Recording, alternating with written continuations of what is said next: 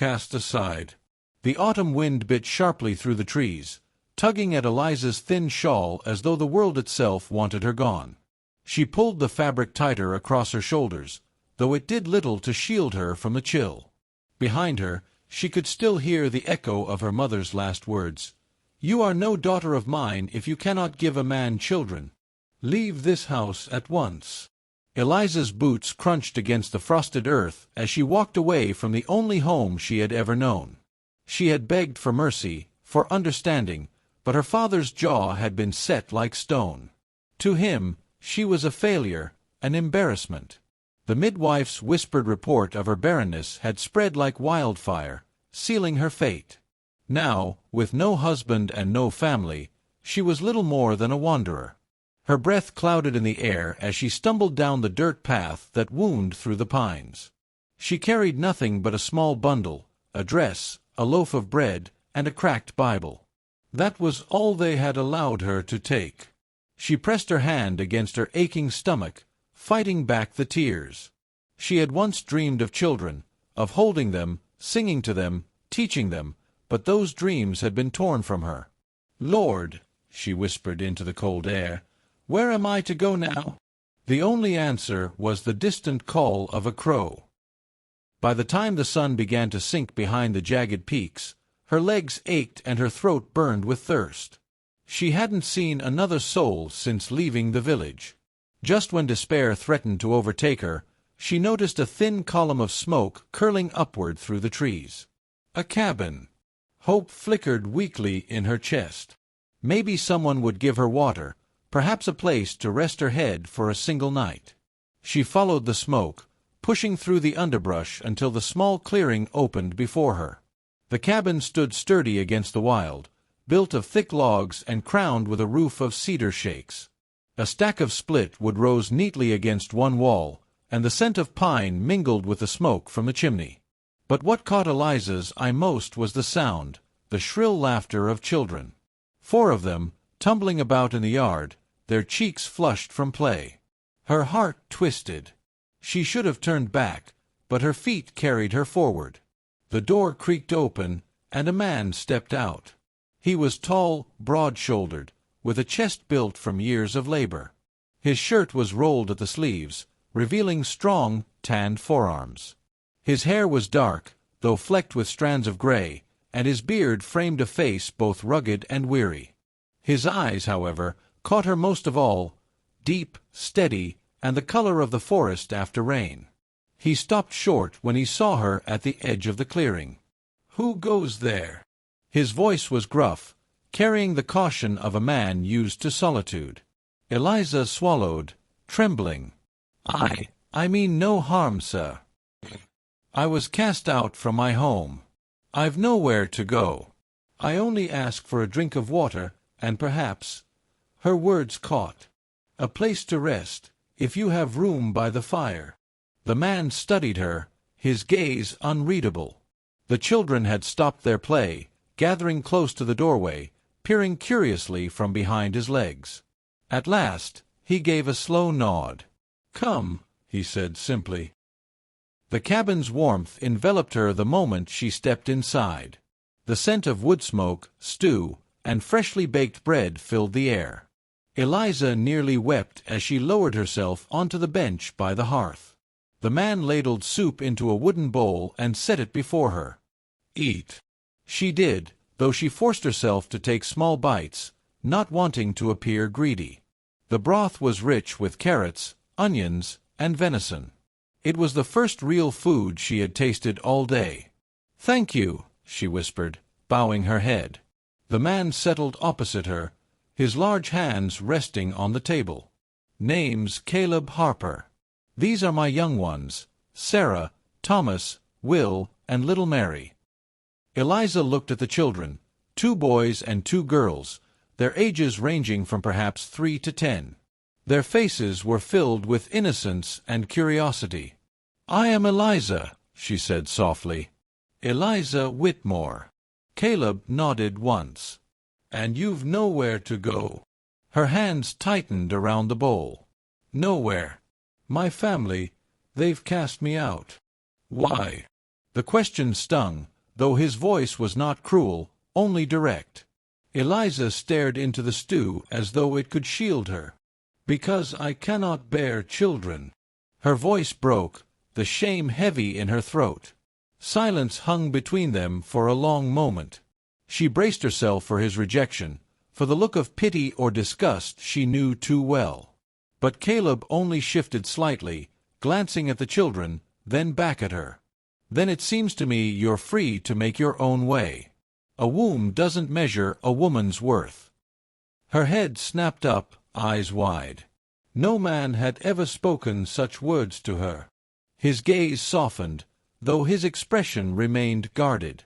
"You may stay here tonight. Tomorrow, we'll see." That evening, after the children had been tucked into their small loft, Eliza sat quietly by the fire, mending a tear in her shawl. Caleb was stacking wood by the hearth, his broad frame outlined by the glow of the flames. "You live here alone with the children?" she asked at last. He nodded. "Their mother, she passed 3 winters ago." "I'm sorry," she whispered. He gave a small grunt of acknowledgment. "It's hard, raising them by myself. But I manage." Eliza hesitated, then said, "They're fortunate to have you." For the first time, she thought she saw the faintest flicker of a smile touch his lips. Later, as she lay on a simple cot Caleb had prepared near the fire, Eliza stared up at the timbered ceiling. For the first time since her exile, her heart felt something unfamiliar. Not joy, not yet, but perhaps the beginning of hope. And when she closed her eyes, the last thought she carried into sleep was of Caleb's steady eyes, and the children's innocent laughter filling the cabin like sunlight. A home of the heart. Morning sunlight spilled through the cracks in the cabin shutters, washing the room in pale gold. Eliza stirred on her cot by the fire, the warmth of the hearth still clinging to her skin.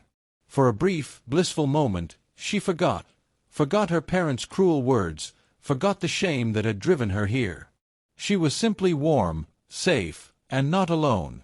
Then she heard the soft giggle of children overhead, followed by the heavy tread of Caleb's boots on the plank floor.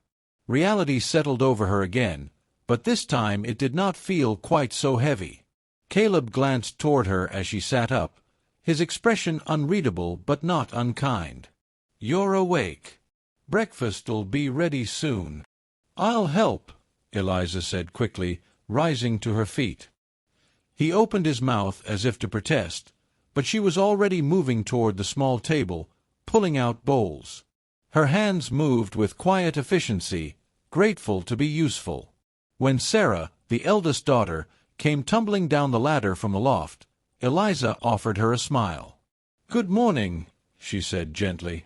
Sarah hesitated, as though unsure whether this stranger truly belonged here.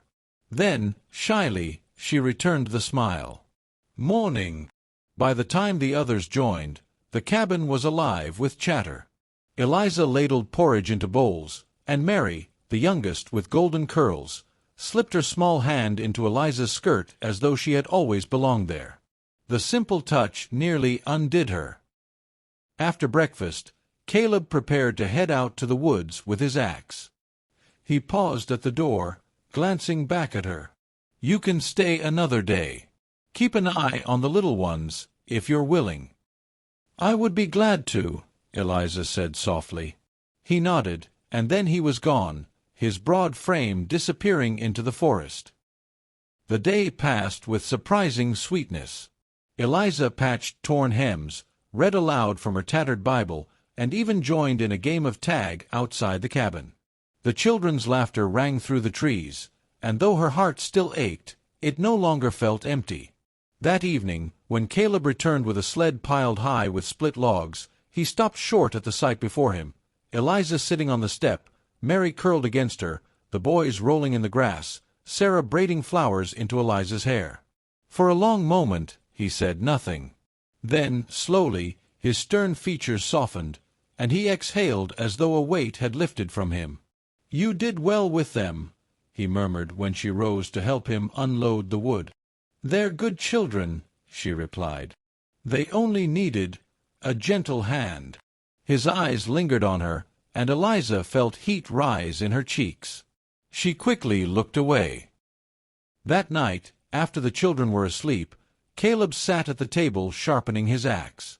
Eliza stitched quietly beside the fire, but the silence between them grew heavy until he finally spoke. "You said your family cast you out because you couldn't bear children." Her needle stilled in her hand. "Yes." He studied her for a long moment, his gaze steady. "You've a gift with them, Eliza. My young ones, they've not taken to anyone like this since their mother died." Her throat tightened. "I only do what I can. They deserve kindness." Caleb set the axe aside, leaning forward on his arms. "I don't need another woman to give me children. I already have 4 who need raising. What I need is someone with a heart strong enough to stay." Her breath caught. You'd have me stay?" He hesitated, as though weighing each word. "If you wish it. You'd not be bound as a servant, but as partner, wife." Tears blurred her vision. The shame, the exile, the endless sense of unworthiness, all of it cracked beneath the weight of his words. "I have nothing to give you," she whispered. "You have yourself," he said simply, "and that is more than enough." The days that followed were a quiet unfolding of something she had never thought possible. Eliza settled into the rhythm of cabin life, cooking, mending, teaching the children their letters by the firelight. Caleb worked long hours in the woods, but each evening he returned to the sound of laughter and the sight of Eliza waiting at the door. One evening, as snowflakes began to fall softly outside, Caleb found her at the table, brushing Sarah's hair while humming a gentle tune. He stood in the doorway, watching, his chest tightening with something that had long lain dormant in him. When Sarah skipped off to bed, he crossed the room slowly. "Eliza," he said, his voice low. She turned, and the firelight caught her face, soft and luminous. He reached for her hand, calloused fingers enveloping hers. "I know I ain't much with words, but I'll say this plain, I've come to care for you. More than I thought I ever could again." Her eyes filled with tears, though her smile trembled. "And I never thought I'd be wanted. Not like this." Caleb's thumb brushed across her knuckles, rough yet tender. "Then stay. Not just for the winter. Stay for good." Her answer was barely a whisper. "Yes." The wedding was simple, just the 2 of them and the children, with vows spoken before God beneath the tall pines. Sarah carried a bouquet of wildflowers, and Thomas tried to stand solemn, though his grin gave him away. When Caleb slipped the simple band onto Eliza's finger, she felt her heart break open in the best of ways. "You are my wife," he said softly. "And you are my home," she whispered in return. The children cheered, and Mary threw handfuls of pine needles into the air as though they were flower petals. Eliza laughed through her tears, her gaze locking with Caleb's. For the first time in her life, she felt whole. That night, as the fire crackled low and the children slept above, Eliza sat beside Caleb on the bench, her head resting against his shoulder. "I thought being barren meant I had no worth," she whispered. "But you've shown me that love is not measured in the children we bear, but in the hearts we choose to hold." Caleb wrapped his arm around her, drawing her close. "And you filled this home with more love than I ever dreamed." Outside, snow blanketed the earth, sealing the world in quiet. Inside, the cabin glowed with warmth, laughter, and the steady beat of 2 hearts that had found one another in the wilderness. Eliza closed her eyes, no longer cast out, no longer alone. She was home. Forever.